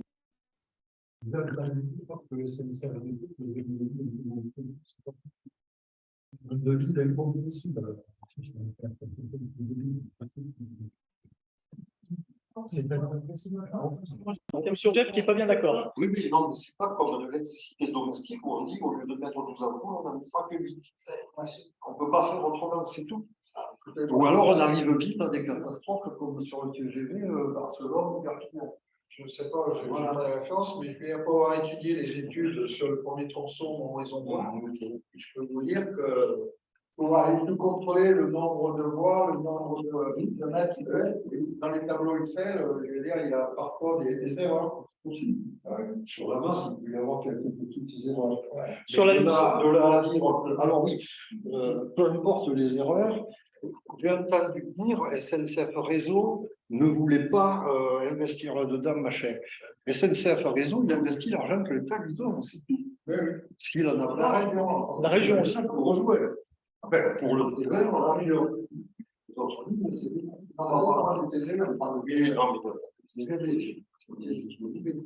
Mais quand même, j'aimerais qu'on sache que la SNCF Réseau ne peut faire que ce qu'il peut avec l'argent qu'on lui donne. C'est pas lui qui décide. Hein. Et on est tout à fait d'accord. Voilà. Non, mais tout à l'heure, vous disiez, il n'a pas voulu le faire à l'époque, donc aujourd'hui, il ne voudra pas. Donc, Oui, c'est c'est pas l'État. Donc, À l'époque, c'était l'État. voilà, il ne donne D'accord. pas qu'à travailler. SNCF Réseau est le gestionnaire, il gère. Voilà, il gère avec. Il gère avec ce qu'il a. Voilà, on est d'accord. On est d'accord. Bon, on est d'accord.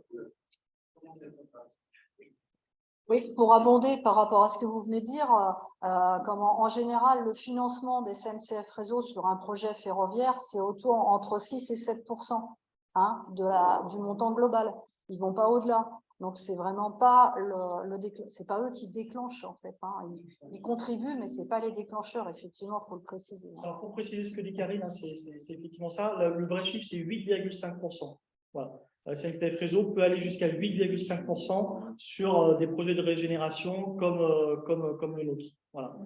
Donc, on a des exemples de financement de réouverture d'autres lignes où on a une par région, une par État et le 8,5% sur des lignes interrégionales. Par contre, sur des lignes qui sont vraiment de desserte fine, des toutes petites lignes, alors là, SNCF Réseau probablement n'ira pas. Mais là, ici, il faut se battre pour parler une fois de plus de Clermont-Saint-Étienne et non pas de Bointière. Voilà. Parce que Bointière, SNCF Réseau, non, là, c'est pas sûr qu'ils y aillent. D'accord? Sur Clermont-Saint-Étienne, c'est plus la perspective, hein, je me répète, qu'il la même. Et l'accès à Lyon. Alors, il faut quand même préciser une chose, c'est qu'aujourd'hui…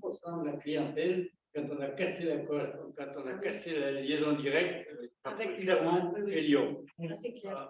Ça faisait 100% à Saint-Étienne. Le jour où ils ont coupé la correspondance à Saint-Étienne, là, ils ont perdu une voiture. Donc, en arrivant à Saint-Étienne, le train pour Lyon partait quand le train de Clermont. Eh oui.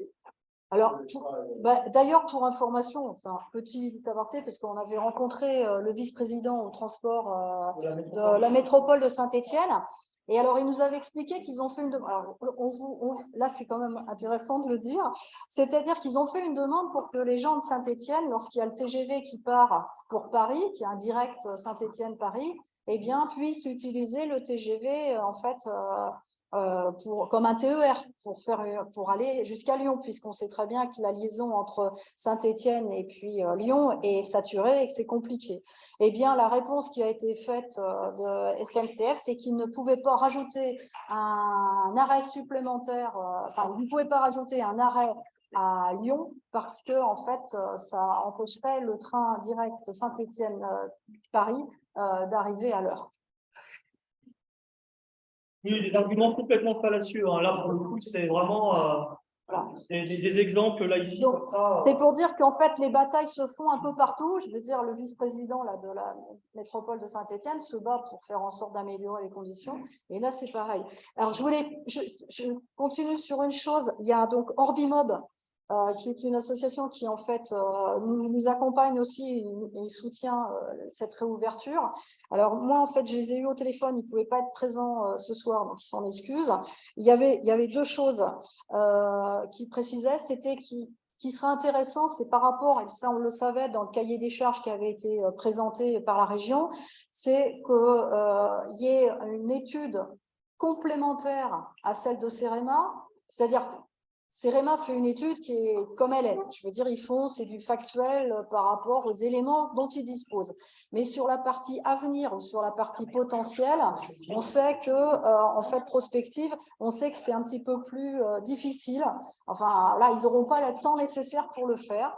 Et donc, ce qui serait intéressant, c'est que la région voulait que ça soit en fait une étude indépendante, et bien que cette partie prospective puisse être réellement faite, soit avec des universitaires, soit avec des autres entreprises spécialisées dans l'étude prospective des besoins. Voilà, donc ça, c'était une proposition d'Orbimob.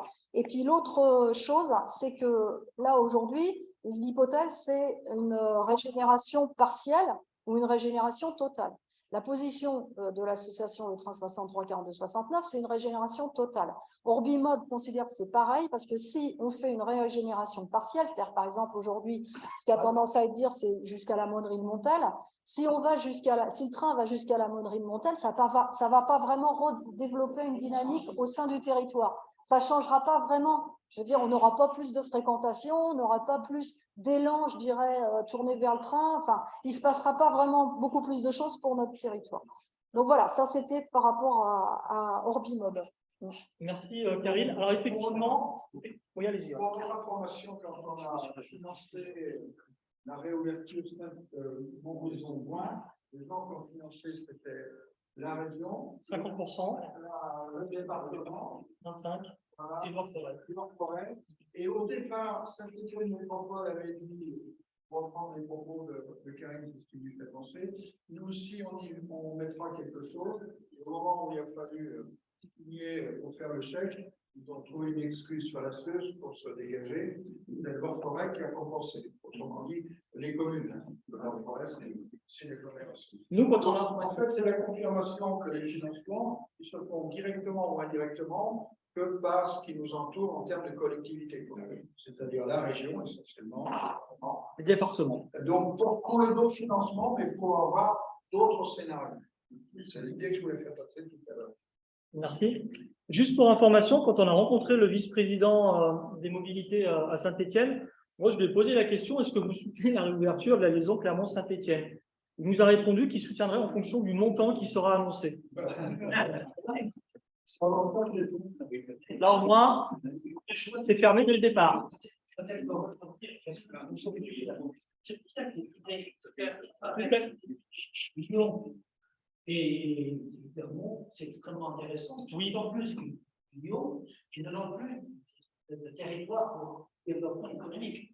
Ils ont besoin, juste avant, de s'élargir de l'autre côté, ce côté-là. Il y a une réalité aussi, je me permets, c'est que nous, voilà, l'association, le train 63, 42, 69. Il y a un débat, alors que ce soit en interne, ou que ce soit là ici avec la population, sur le 69. Sur le 69, oui, on va prendre des questions après, effectivement, il y a 2 questions qu'on va prendre là en ligne. Lyon, il y a eu des liaisons directes dans les années 90 entre Clermont-Ferrand et Lyon via Saint-Étienne. Je dis bien direct. Aujourd'hui, ça paraît compliqué de remettre cela en place parce qu'il y a le nœud de Givors qui est saturé. Après, on sature, on se donne aussi les moyens, la SNCF sait aussi se donner les moyens de vite saturer en fonction des moyens de production qui sont mis à disposition. Mais aujourd'hui, ça semble plus compliqué de retrouver une liaison directe. Après, s'il y a une correspondance efficace à 8 minutes aujourd'hui, ce qu'il faut savoir, c'est que la liaison Boin-Saint-Étienne, elle offre 2 services. Le premier, c'est de la desserte locale, et le deuxième, c'est de la correspondance à 8 minutes en moyenne, quand ça marche, sûr, à Saint-Étienne. Voilà. C'est plutôt aujourd'hui, enfin à ce jour, ce vers quoi au mieux on peut espérer. Et puis, petite parenthèse, de l'autre côté, sur la section Thiers Clermont-Ferrand, on n'a qu'une seule mission, c'est de la desserte locale, d'accord, entre Clermont et Thiers. Par contre, les correspondances avec Clermont-Ferrand, avec Paris, pardon, ne sont pas assurées de l'autre côté. Aujourd'hui, ça ne fonctionne pas, ce n'est pas mis en place. On va laisser la parole. Il y a 2 personnes sur Zoom qui voudraient prendre la parole. Il y a Monsieur Thévenon. Alors, on va voir si ça fonctionne. Réactiver le son. Monsieur Thévenon seulement.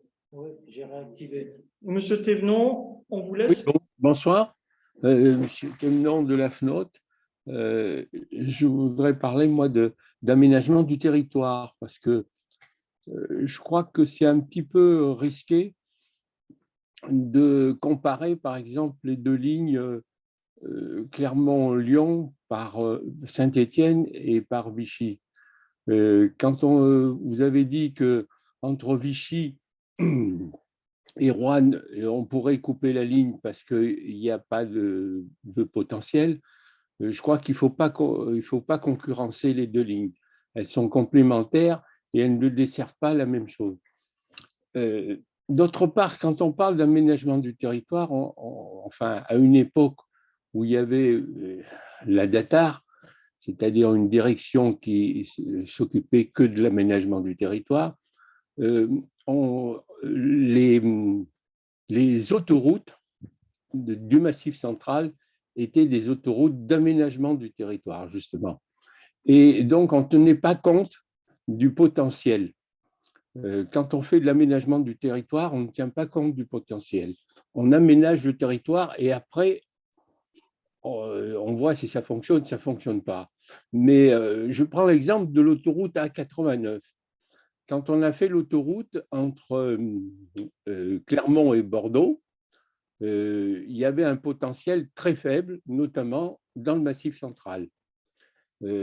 Et on a quand même fait l'autoroute parce qu'on savait que sans autoroute, on finissait d'enfoncer le territoire. Et quand on a fait des comptages, parce qu'il y a des comptages, vous disiez qu'il n'y avait pas de comptage de fait, mais il y a des comptages de fait. Et bon, au début, enfin, 4-5 ans après l'ouverture de l'autoroute, quand on parle donc d'aménagement du territoire, on parle d'aménagement des territoires traversés. On ne parle pas d'origine-destination. Et si on regarde l'origine-destination de Clermont-Bordeaux, c'était 150 personnes, 150 voitures par jour, Clermont-Bordeaux, et 300 l'été. Donc, le potentiel, il était nul.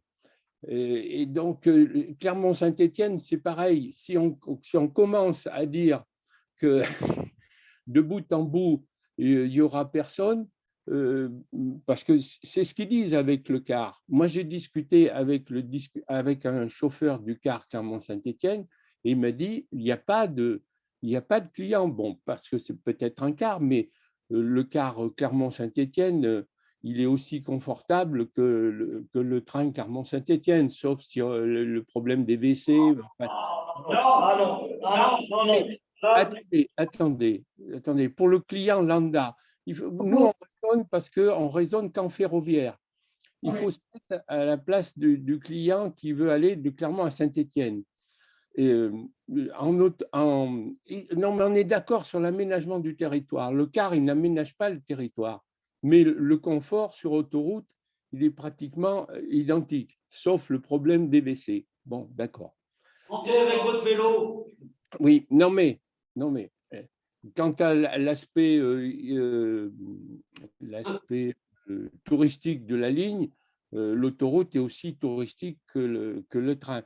Donc, il ne faut pas raisonner, il faut comparer la route. Je me permets d'interrompre, monsieur Thévenot, excusez-moi. Est-ce que vous sortez un ordinateur portable? Est-ce que vous travaillez avec un ordinateur portable entre Boin et Thiers dans un bus en plein hiver?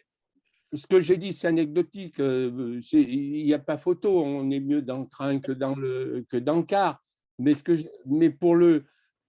de bout en bout, je parle. Je ne parle pas de la section Thiers-Boin. C'est pour ça qu'il faut bien insister sur Clermont-Saint-Étienne, parce que c'est un aménagement du territoire de bout en bout. Quant au coût, est-ce que vous savez combien a coûté le barreau de Balbigny, c'est-à-dire Balbigny de l'A89, Balbigny Lyon, enfin l'entrée de Lyon? Eh bien, ça a coûté 1,5 milliard voilà, pour 40 km. C'est ça qu'il faut comparer. Et ça, c'était de l'aménagement du territoire aussi, parce que c'était pour doubler la section de Saint-Étienne-Lyon. Donc, le train, ce n'est pas si cher qu'on le dit. C'est pour ça que je veux dire que on nous dit toujours, ah oui, mais 40 km, 40 millions, 50 millions, il faut sortir des chiffres routiers pour faire les comparaisons et pas des chiffres ferroviaires en disant, parce que concurrencer les lignes, ce n'est pas une bonne solution. Il faut comparer aux routiers, notamment en aménagement du territoire. Très bien. Merci, M. Thévenot. On va laisser la parole à M. Crespi. Merci beaucoup. On active le micro. Allez, c'est parti. M. Crespi, on vous écoute. Bonsoir, vous m'entendez? Oui, on vous entend. Bonsoir tout le monde. Vous avez indiqué différents aspects de comparaison entre le train et le car. C'est anecdotique, mais quand vous avez des bagages et que vous avez, comme vous disiez, un changement peut-être à Bouin, après à Thiers, et que vous arrivez à Clermont, ou dans l'autre sens, que vous arrivez à Saint-Étienne, c'est nettement plus compliqué pour les correspondances, et dans le ferroviaire, les correspondances sont importantes, que quand vous avez un train direct, vous montez à Clermont ou dans une gare intermédiaire et que vous arrivez à Saint-Étienne et que vous continuez sur la vallée du Gier ou même sur Lyon. Par ailleurs, pour Lyon, on avait vu que Railcoop s'était positionné aussi sur des liaisons entre Saint-Étienne et l'est de la France, je ne sais plus exactement quelle ville c'était. Donc, si on veut trouver des sillons pour faire passer quelques trains, on pourrait regarder, mais il ne faut pas perdre de vue que Lyon-Saint-Étienne, actuellement, c'est un train toutes les demi-heures, toute la journée, de 5 h du matin à 22 h. Donc, effectivement, les correspondances risquent quand même d'être efficaces. Et puis, je voulais évoquer l'aspect bout en bout de la ligne, c'est-à-dire que Jean-Louis Thévenon vient d'en parler, donc on ne va pas y revenir en détail. Si vous voulez fermer la ligne ou ne pas la réouvrir, vous prenez que le segment central et vous dites que la densité de population est telle que on ne peut pas rouvrir. Donc, si vous ne voyez pas l'aspect local et l'aspect global en même temps, ça risque fort de ne pas fonctionner. Voilà ce que je voulais dire. Je vous remercie. Très bien, merci, merci Monsieur Crespi. Est-ce qu'il y a des questions encore dans la salle? Oui, on ne vous a pas entendu, allons-y. Je peux intervenir parce que à plusieurs reprises, on a évoqué le type de film. Actuellement, nous proposons, notre association propose de revitaliser l'axe Clermont-Ferrand-Saint-Étienne, Saint-Étienne-Clermont, en omettant volontairement la ville de Lyon.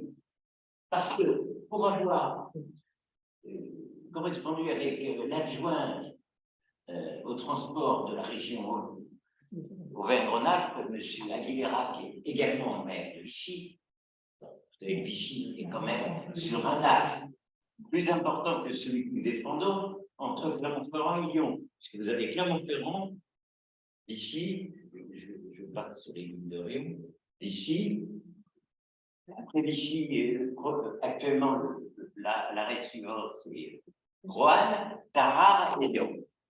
Donc, nous, on préfère axer l'intérêt de la revitalisation de cette ligne sur la liaison de deux capitales départementales que sont Saint-Étienne pour la Loire et Clermont-Ferrand pour le Puteaux, de manière à ne pas rentrer, c'est ce qui a été dit d'ailleurs dans certaines pour ne pas rentrer en concurrence avec une ligne qui a certainement la préférence de la région. C'est pour expliquer un petit peu pourquoi on sait bien qu'arrivé à Saint-Étienne, on a des possibilités avec difficulté, ça a été dit tout à l'heure, on a des difficultés pour retrouver avec la région. Très bien, merci. Monsieur Couzeau, vous vouliez parler tout à l'heure? Je vais vous poser une question, mais il n'est plus là. Il vient de Monsieur Roger Montbrison. Oui. Qu'est-ce qui a fait pencher la balance dans le bon sens entre Montbrison et Boîte? Alors, moi, pour en avoir discuté et être bien au fait du sujet, à l'époque, alors il y a des gens là ici qui se souviennent peut-être aussi, la mobilisation, elle a été très politique. Ce sont les élus de la Loire, autour de Bouin, qui se sont mobilisés pour déjà faire en sorte que le train qui était suspendu jusqu'à Montbrison revienne jusqu'à Bouin. Mais ils se sont battus aussi pour la réouverture, enfin ils se battaient aussi à l'époque pour la réouverture jusqu'à Thiers. Là où de l'autre côté, dans la région thiennoise, les élus ne se sont pas suffisamment battus. Voilà. Donc, ça a été très bien rappelé par M. Roger. Il y a aussi, bien sûr, que le sujet était politique, d'accord. Loire-Forêt-Agglomération, département de la Loire, et le président et la région Auvergne-Rhône-Alpes se sont mis d'accord, ils se sont mis autour d'une table et ils ont pu ouvrir les. Mais il n'y avait pas d'association et il y avait peu de mobilisation citoyenne, sauf erreur de ma part. Hein. Mais c'était vraiment voilà, une grosse mobilisation d'élus qui a permis cette ouverture. Attendez. Je peux confirmer ce que tu viens de dire. Oui, bah, allez. C'est exactement comme ça. Alors, c'est vrai qu'on avait un élu qui était vers le loin, cache prochaine, bien entendu. Et moi, j'avais plaidé pour dire c'est un premier pas, mais il faudra aller plus loin. Bien sûr. Et puis voilà, mais on n'est pas allé plus loin. Pour l'instant, il est assez d'accord pour nous soutenir d'ailleurs au passage. On est d'accord. On peut dire, bon, au point de vue infrastructure, le noyau dur, enfin, le plus coûteux, c'est entre Nord-Étal et Thiers, je pense. Oui, parce qu'il y a des ouvrages d'art. Alors, les ouvrages d'art sont en pas trop mauvais état, sont même plutôt en état de conservation très correct. Je vous laisse voir longtemps que les gens puissent. Pardon. Alors, les ouvrages d'art, ce sont les ponts, les viaducs. Il y a les murs de soutènement éventuellement et les tunnels, bien sûr. Les tunnels sont en bon état, globalement en bon état, les viaducs aussi. Nous, on a quand même alerté SNCF Réseau pour qu'ils fassent des petits chantiers, un chantier de dévégétalisation, notamment sur les ouvrages d'art. Parce que notre inquiétude, c'est que quand les racines elles commencent à pousser sur les viaducs, eh ben, ça provoque des déjointements et ça fasse tomber de la pierre. Et là, c'est très embêtant. Donc, SNCF Réseau avait promis de démarrer des travaux le 26 septembre. À ce jour, et sauf erreur de notre part, il n'y a rien qui a été fait. Alors attention, quand on dit travaux, c'est petit chantier de dévégétalisation, hein, d'accord? Ce n'est pas de la coupe rase, hein, c'est du petit chantier. Mais aujourd'hui, il n'y a rien de fait. Voilà, c'est un fait. Alors c'est vrai qu'il y a aussi un endroit qui est assez difficile, c'est la montée des ruines après Saint-Turin. Quand on arrive sur Saint-Julien-la-Vêtre, etc. Là, c'est un endroit assez spectaculaire avec un dénivelé qui est assez fort. Et c'est vrai que les maçons de l'époque ont beaucoup travaillé pour faire en sorte que ce soit l'infrastructure soit bien sécurisée. C'est là où le chemin sauté par Exactement. Est-ce qu'il y a encore des questions dans la salle? Non. Très bien. Est-ce que sur Internet, vous avez encore des questions? Et puis, je ferai le petit mot de conclusion. Karine, tu as des... Oui, il y avait quelques précisions. Il y avait quelques précisions par rapport notamment Suzanne Chazelle qui exprimait le fait que en fait c'était beaucoup plus confortable. Alors j'ai perdu là. Beaucoup plus confortable en fait en train. Et puis également voilà qu'on peut travailler en train. Et puis elle mettait sans parler du lien entre gare routière et gare ferroviaire avec les enfants et les bagages. Donc les problématiques que l'on peut rencontrer. Voilà. Et juste on oubliait une famille de personnes, toutes les personnes à une mobilité réduite. Donc, en gros, avec les fauteuils, je vous défie de prendre le bus. Sauf si on vous met en couple. Voilà. Alors que le train, il n'y a pas de problème. Il y a une personnalité locale que l'on connaît bien ici à Noir-et-Table, hein, qui s'appelle Dorine Bourneton, qui soutient la réouverture de la liaison ferroviaire. Elle a pu l'exprimer l'année dernière. On avait eu la chance, l'opportunité de pouvoir l'interviewer. Donc, c'est vrai qu'elle est assez active sur cette cause en tant que personne à mobilité réduite pour la réouverture de cette ligne. Très bien. Bah, moi, ce que je vous propose, oui. Oui, il y a quelqu'un qui pose la question de savoir la prochaine étape par rapport à l'étude. Voilà, prochaine étape. Alors, aujourd'hui, voilà, hein, je resitue bien. On est sur un rendu partiel à mi-parcours. Hein, c'était donc à fin septembre. Le rendu final est attendu pour début 2023. D'accord? Il faut savoir aussi que la Première ministre, Elisabeth Borne, attend le rapport du Conseil d'orientation des infrastructures en début d'année 2023 pour voir un petit peu qu'est-ce qu'il faut mettre dans les infrastructures et notamment dans le ferroviaire. Parce qu'aujourd'hui, vous savez qu'il y a une grosse problématique. Ça a fait l'objet d'une tribune de 15 présidents de région initiée par la présidente de région, Carole Delga, qui indique qu'il faut 100 milliards d'euros sur les 10 prochaines années. Faute de quoi, c'est la moitié du réseau ferroviaire national qui disparaît. D'accord? Là où le président de la SNCF, M. Farandou, lui, réclamait 100 milliards sur 15 ans, les 15 présidents de région, eux, ils estiment le même montant sur les 10 années à venir. La situation aujourd'hui, elle est critique du réseau ferroviaire national. elle ne date pas d'aujourd'hui. On est en train de prendre le mur des conséquences de désinvestissement de ces 30 dernières années environ, 30, 40 dernières années environ. Voilà, et ça ne fait qu'empirer. Donc aujourd'hui, voilà, il y a un contexte qui est assez inquiétant. Et je rappelle aussi qu'il y a quelques semaines, a été signé le contrat de plan État-région entre la région Auvergne-Rhône-Alpes et l'État, d'un montant record de 4,4 milliards d'euros, donc 2,2 chacun de mémoire. Par contre, le volet mobilité et infrastructure, lui, ne sera fléché, on va dire, et défini qu'en début d'année 2023. Aujourd'hui, on sait sur quel type d'investissement État-région quels sont les sites, les villes, les hôpitaux, les musées, etc. On sait déjà où l'argent sera mis. Sur les infrastructures, pour l'instant, ça n'est pas encore fait. Donc, début 2023, on y verra plus clair avec le rendu de l'étude, avec le CPER, etc. Oui, on a encore des questions. Monsieur Thévenon, on va refaire dans l'ordre. Monsieur Thévenon, on vous écoute. Oui, je voulais dire que je ne voudrais pas que ce que j'ai dit sur le car et le train soit mal interprété, quoi. Et d'autre part, parce que mon camarade Olivier Crespi, qui est lui-même personne à mobilité réduite, connaît bien le problème, donc vous voulez lui faire confiance. Il est aussi de la FNOT. Oui, ce que je voulais dire, c'est que justement, il faut quand même intervenir rapidement parce que le contrat de plan n'étant pas signé, une fois que le contrat de plan État-région sera signé, ça va être beaucoup plus difficile de trouver des financements. Donc, je confirme ce que vient de dire Pierre-Olivier. Je prends très rapidement la parole pour vous rappeler que dans le projet de budget 2023, le Sénat avait rajouté une enveloppe de 3 milliards pour l'extension ferroviaire et que dans le cadre du 49.3 pris par ce gouvernement, les 3 milliards ont été retirés. Donc, oui, il y a aussi, ce que je voulais vous dire, c'est qu'il y a aussi une réalité nationale, budgétaire, qui est liée à nos vies quotidiennes. Oui, effectivement, c'est intéressant ce que vient d'indiquer Olivier. L'histoire des 3 milliards d'euros qui ont été votés à la majorité parlementaire sur le PLF, le projet de loi de finances 2023. Il faut savoir que la Première ministre a sorti le 49.3 pour invalider ces 3 milliards d'euros supplémentaires. On est factuel, on dit les choses. Voilà.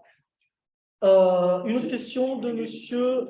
Oui, pardon. Oui, je voulais dire 2 mots à monsieur Thévenon, là, tout à l'heure, à propos du car, là.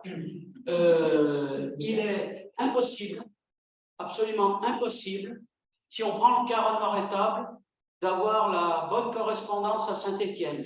Et ça, ma famille en est victime toutes les fois qu'on prend le car, que ce soit ma fille ou ma femme qui travaille à Grenoble, ou moi-même, quand je vais aider ma fille à aménager à Grenoble. Je rate 2 correspondances et c'est permanent avec le car. Permanent. Ce n'est pas de temps en temps, c'est permanent. Très bien, merci Jean-François. Il y a Olivier Crespi qui voulait reprendre la parole. Et, alors moi, je ne le vois pas sur mon écran, je n'ai peut-être pas toutes les personnes. Après, c'est bon. Okay. Allez, monsieur Crespi, on vous écoute. Oui, juste rapidement pour dire que vous rappeliez les uns et les autres les montants des contrats de plan État-région, etc. Juste pour rappeler d'où on vient, parce que ça explique malheureusement la situation actuelle. Et d'où on vient, c'est que les 2 régions antérieures, Auvergne et Rhône-Alpes, ainsi que l'État et la SNCF en général, n'ont pas fait d'investissement récemment sur cette ligne. Alors, peut-être qu'on le sait tous, mais c'est important de le rappeler. Des investissements ont été faits effectivement sur l'autre ligne qui fait Clermont-Lyon par Vichy, parce qu'il y a d'autres, il y a un intérêt pour la région, ça a été dit. le contrat de plan le plan Rail Auvergne, pardon, il a traité des points, mais sur uniquement les lignes internes à la région auvergnate et pas sur une ligne qui était à l'époque à cheval sur les deux régions. En plus, avec la limite qui passe dans le territoire peu dense. Ça nous amène à la situation qu'on connaît aujourd'hui, où on nous explique que ça coûte cher, effectivement, comme on nous a dit. Donc, je suis assez d'accord sur le fait qu'il faut comparer avec les montants qui sont investis par l'État et par la région dans le routier. Sur l'aspect mobilité, je voudrais dire que on demande depuis un certain temps à la région de permettre, par exemple, les réservations pour les PMR sur un service qui s'appelle Accès TER, qui permet d'avoir un accompagnement sur un train et qui ne permet pas aujourd'hui d'avoir un accompagnement sur un autocar, ce qui est préjudiciable, comme chacun le comprendra. Il reste quelques particularités qui font que sur certaines lignes auvergnates, même si elles sont par car, il est possible de réserver le service, mais sur les lignes rhône-alpines, ça n'est pas possible. Il y a donc aussi une différence en fonction de l'ancienne région à laquelle on appartenait, ce qui est pour le moins étrange. Voilà. Très bien. Merci, M. Thévenot. Je vous propose de clore cette réunion publique. Juste avant, oui, Karine, non? Non, On est besoin de réserver le 10 décembre, même si on non, n'est pas sûr. non, on va juste annoncer qu'au mois de décembre, ouais, c'est prévu, c'est noté. On va le faire. Au mois de décembre, on va très probablement organiser une nouvelle mobilisation. Elle est en cours de validation par le conseil d'administration de l'association. Donc, on vous tiendra au courant assez rapidement. Ensuite, il y a toujours possibilité d'adhérer à l'association pour ceux qui ne l'ont pas fait. C'est à partir de 10 €. Vous pouvez adhérer en ligne. Il y a différentes manières de pouvoir adhérer, donc avec le bulletin d'adhésion. Là, ici à ma gauche, et je remercie Jean-François Fournial, notre trésorier, qui gère de main de maître la trésorerie de l'association. Et puis remercier Olivier pour la technique, Frédéric pour le numérique, et puis l'ensemble des membres du conseil d'administration pour leur accompagnement et la réussite de cette soirée. À vous tous ici, à vous tous qui avez été en ligne. On a été environ entre 50 et 60 ce soir, donc c'est vraiment bien. C'est tout bon, Karine? Oui, non? Moi, je voulais rajouter une chose pour continuer le combat, parce que c'est un combat. Ça va être un combat de longue haleine. Il y en a certains qui l'ont commencé en 2016, dès 2016, voire 2015. Un petit hommage à Catherine Barra, qui en fait a été très engagée. En fait, c'était la CGT de Boin-sur-Lignon, notamment, qui était à Boin-sur-Lignon, qui était très engagée dès 2015. Donc, petit hommage en fait à Catherine. Et un point, donc, c'est qu'en fait, on est une petite équipe de 10. Maintenant, on est 80 au sein de l'association. Ce soir, on est très nombreux et c'est vraiment génial. On a besoin de bras, on a besoin de gens pour nous aider au niveau du secrétariat, on a besoin de petits coups de main ponctuels, on a besoin de coups de main plus engagés. Donc, si des gens sont prêts, en fait, à donner du temps, que ce soit 1 heure par semaine ou plus, eh bien, n'hésitez pas surtout à nous faire part de vos envies. Et puis, on trouvera sûrement une place pour vous parce qu'aujourd'hui, on est, je dirais pas, enfin, on continue, on est motivé, mais on est un peu en surcharge de travail. Donc là, appel à volonté pour venir nous épauler et nous soulager sur certains points. Voilà. Merci beaucoup. Merci.